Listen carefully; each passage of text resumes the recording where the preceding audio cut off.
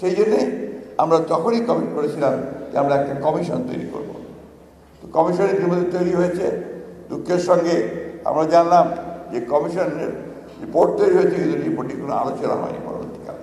যাই হোক, আমরা আশা করি যে আমরা যদি আপনার সরকার পরিচালনার দায়িত্ব জনগণের মাধ্যমে পাই, তাহলে আমরা নিঃসন্দেহে এটাকে অগ্রাধিকার ভিত্তিতে আমরা দেখবো বলে আমরা বিশ্বাস করি।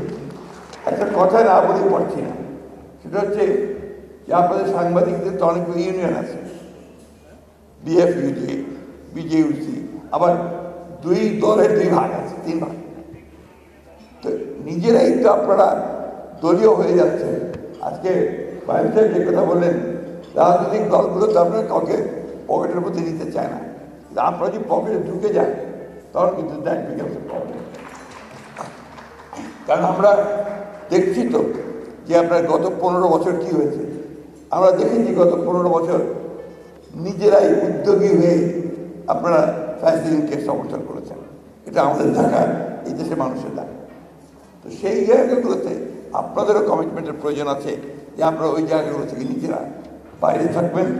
আপনাদের কমিটমেন্ট থেকে জনগণের কাছে আপনারা যদি আপনার স্বাধীন সাংবাদিকতা করবেন।